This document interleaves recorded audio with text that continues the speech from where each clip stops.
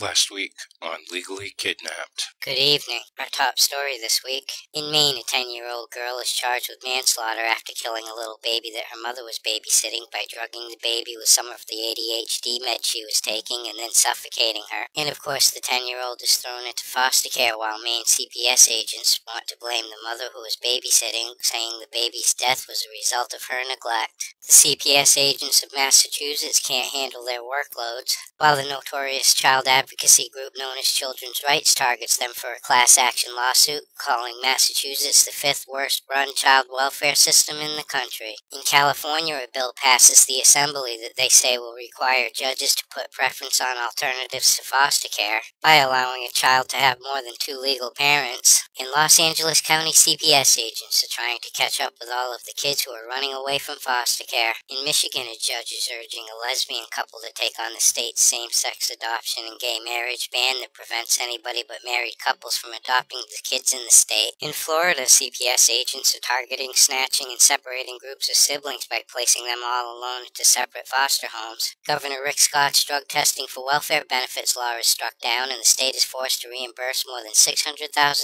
back to welfare recipients whether they pass the piss test or not. And 300 representatives from 49 states come together this week for a two-day training session claiming to address the ongoing problem of the over-medicating of foster kids on mind-altering drugs. In Indiana, it turns out that as far as mandated reporters go, failure to report child abuse rarely results in punishment. In Colorado, the state Supreme Court rules that the use of a mechanical restraint which locks a disabled student at a desk as punishment for bad behavior is not unconstitutional. Special needs students in Florida are being put into physical restraints at alarmingly high rates. And Rhode Island is setting limits on the use of timeout rooms for children living in group homes. The Virginia Beach child protective industry agrees to make changes to the child welfare system to address problems found by a state review of the agency, although the agency is disputing many of the study's claims. U.S. immigration officials are teaming up with CPS agents to help split up families when the parents are deported and the kids are American-born. In Texas, critics are saying that a law protecting the rights of grandparents to not be separated from the kids after a divorce or a death threatens parental rights. And the Barbara Roberts Human Services building in Salem, Oregon has rats. In India this week, the government is telling orphanages not to admit kids under 12 from the Northeast and Naxal-infested states after rescuing 23 kids in a child trafficking bust earlier in the month. And in Ireland, CPS agents are not sure of what to do in certain cases of neglect. In Australia, the government is considering whether or not to use the practice of forced adoption for mothers who are deemed unworthy. As an inquiry into the Queensland's child protective industry is told that the government has gutted the system of qualified social workers over the last 8 years, and that poverty is the key for the overrepresentation of Indigenous children in state care. West Australia's top judge is slamming the child protective industry, claiming that the child protection policies are harmful to Aboriginal kids. And an Anglican archbishop decides to issue an apology to the mothers who were victims of the forced adoption of their babies back in the 50s, 60s, and 70s. In England this week, social workers who steal children are all upset over a website that names and shames them for their crimes, including the unwarranted snatching of thousands of British children from their parents for no good reason. One newspaper refuses to name the site that everybody else already knows about. The social workers win a small victory in this fight by getting the site's Facebook page shut down. The British government is warning that undermining social workers like this puts kids at risk. Meanwhile, new concerns are being raised as to how children are being treated in foster care after one grandmother is forbidden by social workers from saying certain things, including asking how her grandson got his jaw broken while he was in foster care, and the fact that they're stealing too many kids and nobody wants to be a foster parent anyway. In entertainment news this week, Usher's ex, Tamika Foster, plans to appeal a judge's decision to give primary custody of the kids to the father. Halle Berry is trying to get permission to move to France to be with her new